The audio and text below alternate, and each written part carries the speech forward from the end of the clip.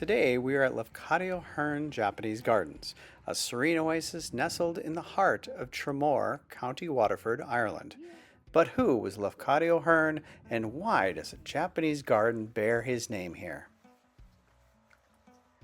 Born in 1850 on the Greek island of Lefkada, Hearn was the son of an Irish father and a Greek mother. After his parents separated, young Lafcadio was brought to Dublin. At the tender age of 7, he came under the guardianship of his great aunt Sarah Brennan. She owned an estate here in Tramore, where Hearn spent his childhood summers, exploring the lush landscapes and absorbing the rich tapestry of Irish culture. These formative years in Tramore played a pivotal role in shaping his literary sensibilities. Hearn's life was a mosaic of diverse cultures. His journey took him from Ireland to the United States, where he made a name as a journalist in cities like Cincinnati and New Orleans. Eventually, he found a spiritual home in Japan, immersing himself in its traditions and folklore. His writings introduced the Western world to the mystique and beauty of Japanese culture, earning him enduring acclaim. Today, as we wander through these gardens, we not only celebrate Hearn's literary legacy, but also his deep connection to Tramore, a place that nurtured his early imagination and love for storytelling.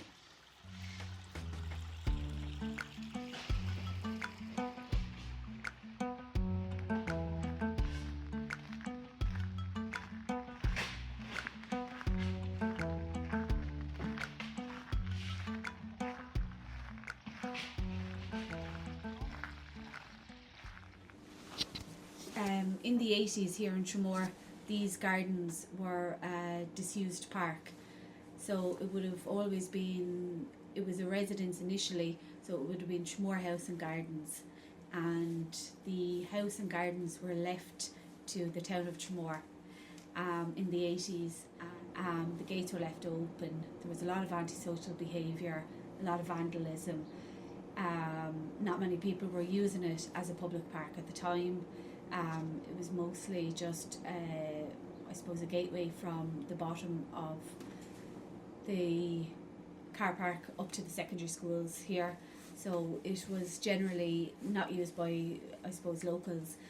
And our project director at the time, a lady by the name of Agnes Aylward, she worked in the Department of Tourism, and she was retiring back to Tramore in 2012, and some of Lafcadio Hearn's family were coming to Ireland to retrace some of his steps here in Tramore. I asked Agnes would she be happy enough to do an interview with them, and she was. So she was trying to think of where would be a good spot to meet. So they decided to come down here at the time, and she spoke to them about the different parts of Tramore and probably where Lafcadio Hearn would have spent some of his childhood summers, swimming in the sea, talking to the local fishermen, different things like that would have helped him throughout his life, in his different writing of books, that kind of thing. So between Agnes then and his family members, they decided to try and come about setting up this garden as a memorial garden to him, and also just to, I suppose, build better links of Japan and Ireland. With all our events that we've ran in the last couple of years since we've been open, they've been so successful that our numbers have grown and grown. So we've been so lucky that all the entries that come through the gate go back into the gardens, and that's what our new building is going to be about now.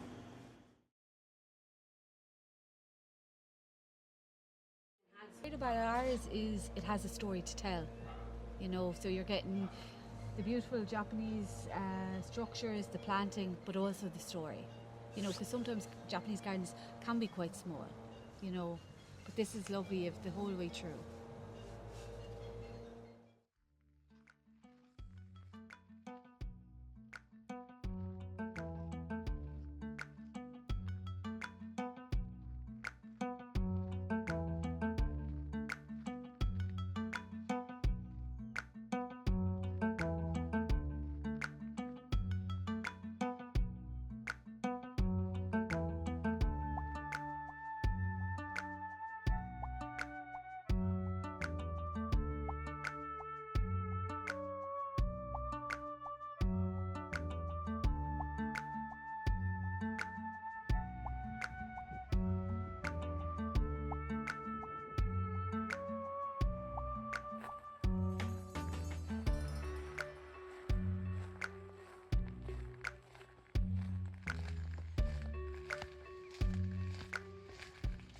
As you wander through the winding paths, quiet ponds, and bamboo groves, it's easy to imagine what captivated Hearn in both his childhood and later life. These gardens aren't just a reflection of Japanese design, they're a tribute to memory, imagination, and the journey of a man who found meaning across cultures. And if you make it to Tramore, don't miss the chance to walk these paths yourself. It's more than just a peaceful visit, it's a quiet connection to a remarkable life. If you enjoyed this story, subscribe for more unique destinations, local voices, and unexpected adventures right here on No Destination Necessary.